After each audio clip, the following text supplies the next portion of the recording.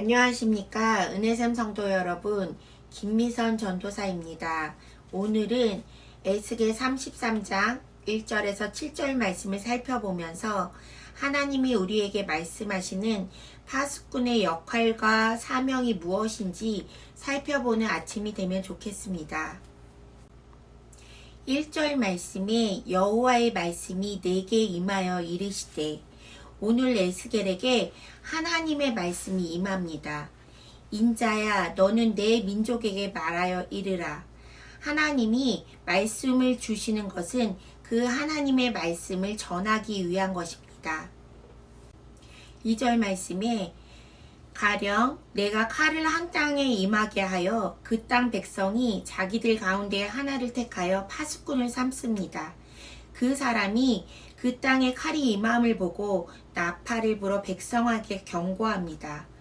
그 나팔 소리를 들은 사람이 정신을 차리지 아니하고 그 임하는 칼의 제거함을 당하면 그 피가 자기의 머리로 돌아가게 됩니다. 파수꾼의 사명은 공동체에 어떤 위험이 다가오는지를 잘 살펴보고 그것을 알려 공동체를 일깨우는 것입니다. 나팔로 적의 접근을 알리는 것은 파수꾼의 임무이지만 그 경고의 나팔 소리를 듣고 반응하는 것은 듣는 자의 몫입니다.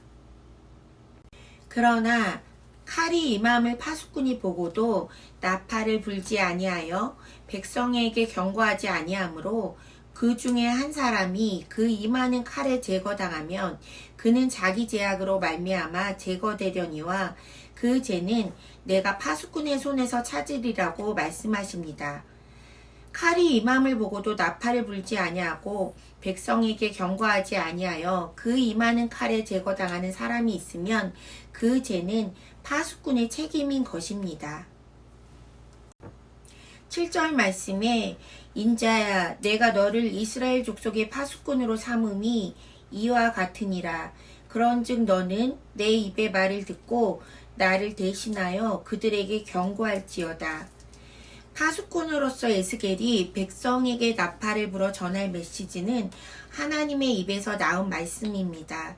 즉 파수꾼으로서 에스겔의 역할은 하나님을 대신하여 하나님의 말씀을 그대로 전하는 것입니다. 그는 이스라엘을 향해 경고의 말씀을 선포하시는 하나님의 통로인 것입니다. 에스겔에게 파수꾼의 사명을 주신 하나님은 오늘 우리에게도 똑같이 파수꾼의 사명을 주십니다.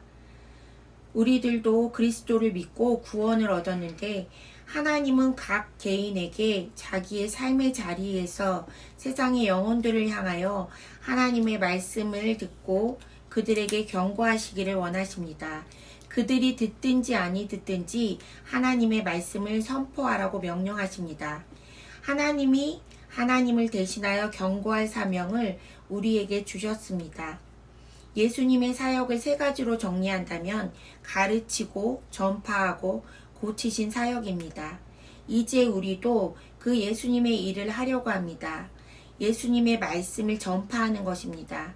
하나님의 말씀을 듣고 이제 하나님을 대신해서 그 말씀을 전해야 하는 파수꾼의 사명을 감당해야 됩니다.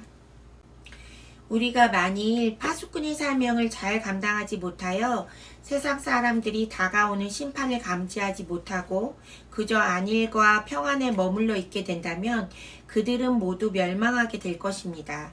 그리고 우리가 파수꾼의 사명을 잘 감당하지 못하여 세상 사람들이 망하게 된다면 우리는 그에 대한 파수꾼으로서의 책임을 면할 수 없을 것입니다. 성경은 이에 대하여 확실한 어조로 강조하여 말하고 있습니다. 빌립보서 2장 15절에서는 이는 너희가 흠이 없고 순전하여 어그러지고 거스르는 세대 가운데서 하나님의 흠 없는 자녀로 세상에서 그들 가운데 빛들로 나타나매, 우리는 파수꾼으로서의 사명을 분명하게 인식하고 영적으로 어둠 속에 헤매는 자들을 바른 길로 이끄는 사명을 성실하게 또 충성되이 잘 감당하여야 합니다. 하나님의 심판이 오기 전에 하나님의 택한 백성이 누구인지를 알지 못하는 우리들은 하나님의 말씀을 선포할 파수꾼의 사명을 잘 감당해야 됩니다. 이스라엘의 파수꾼으로 부름받은 에스겔처럼 우리도 각자 삶에서 말씀의 파수꾼으로 사명을 감당해야 됩니다. 이 시간 두 가지 기도 제목으로 기도하기를 원합니다.